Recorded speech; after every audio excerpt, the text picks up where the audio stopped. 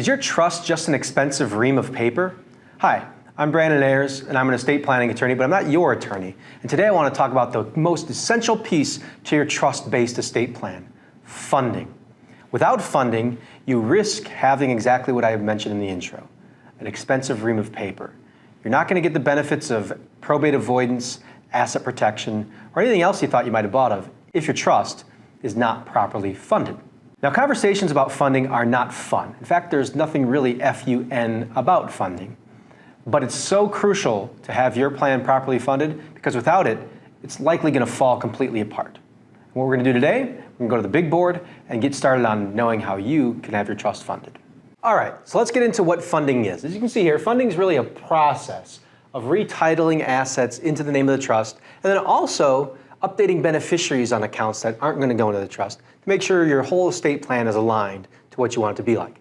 And it's crucial to avoid probate. We mentioned probate a few times on these videos, and in order to avoid probate, you need to make sure your trust is funded so you don't have so many assets just in your name when you pass away.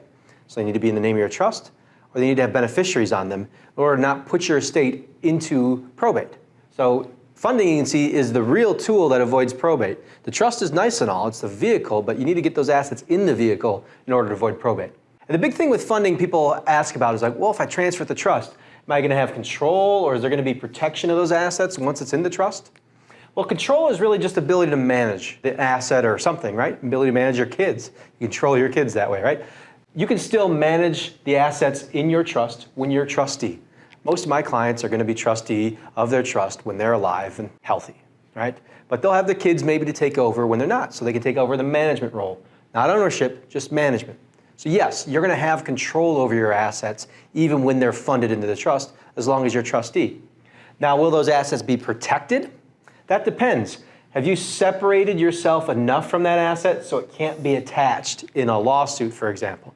Now, that's a more complicated question, but it gets down to giving up some control here. Maybe you're no longer trustee. Maybe you no longer have the ability to change your trust after you've signed it into place. If you do those things, you have less control, and it's much easier for a creditor to attach those assets if they're trying to sue you personally. So this is all related to funding. You talk about asset protection, probate avoidance, the big hitters for where the value of trusts are, all come down to this first point of having it properly funded. Next thing I want to do, I want to clear the board and get some other things on there to go over the assets in category by category of why you need to fund them in your trust. I'd like to start with personal property here. When you're talking about trust planning, we don't spend much time talking about personal property. That's all your stuff. Those are the keepsakes. Sometimes there's a lot more emotional weight to those assets than their monetary value might suggest. You do that with an assignment of personal property, and it kind of takes all that stuff off the probate radar. Make sure you can distribute it specifically to beneficiaries or special people in your life if you want grandma's watch to go somewhere. Personal property is an important thing not to forget. Then we have real estate. Real estate's the most straightforward funding piece to me. You put a deed together, usually from yourself to yourself as trustee, with the property ID number, legal description, address, sign it, properly executed, recorded. That property now is in the trust and generally off the probate radar. Checking savings money market accounts. Now this one we can kind of go a couple ways. Sometimes it makes sense to fund them into the trust, meaning we retitle the actual account ownership from being John Doe to John Doe, trustee of John Doe's living trust. But every once in a while, institutions will make that a little more of a hassle than it's worth. And in that case, we can use a beneficiary designation, often called a payable on death or transfer on death. Now we have investment accounts. These are instant retitle. We need to get these retitled into the trust. The post-tax kind of saving money that you put at the side and bought some whatever stock in. You need to get those into the trust for sure. Retirement accounts, on the other hand, will hardly ever be in the trust. The beneficiaries are going to be the key to update here as part of the funding process.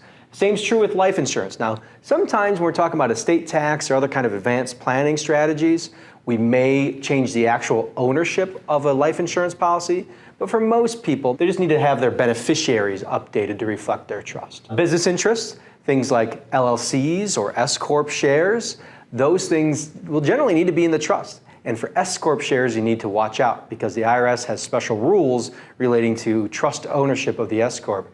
And if you violate them, you lose the S-Corp status. You really need to be careful with funding of business interests. Then we get to bonds and annuities. Bonds, generally, if you're buying them from the government, for example, you have to manually retitle those into the trust, which can be a big pain. And annuities, those are all private contracts. That's how I look at them. So sometimes, and most of the time, we'll just update the beneficiaries. Other times, we update the ownership, depending on what the contract might allow. What I want to do now is sit down, get to that point, and expand on those ideas. But these are the overarching categories that we're going to be expanding upon on just why each of these to be funded is so important and how they can mess up your estate plan if they're not. I want to start with real estate because the house, especially when the second spouse passes away, is usually the thing that kicks people in the probate court when they didn't expect to be there. So again, for the house, you put a simple deed together. I would expect your estate planning attorney to put this deed together along with your trust documents, but not always, so you want to check on that.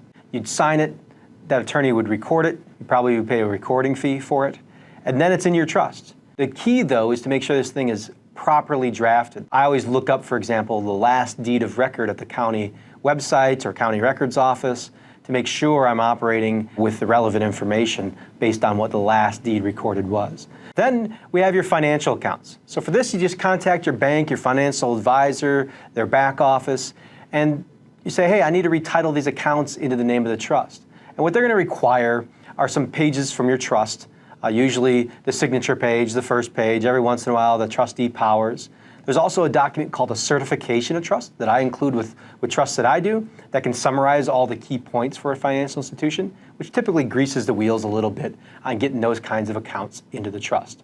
One thing I want to mention with the checking and savings accounts of the world is that banks are kind of weird when it comes to putting those into the trust, to be perfectly honest. A lot of times they want to close the account altogether and open a new account. That means new account numbers. That means redoing direct deposits, direct debits, getting a new checkbook.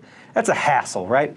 So what I like to do as an alternative, if that's the case at a given bank, is simply add what's either called the payable on death or transfer on death designation with the account. So it's essentially a beneficiary designation on the checking and savings to ensure that the balance of those will not count towards any probate threshold.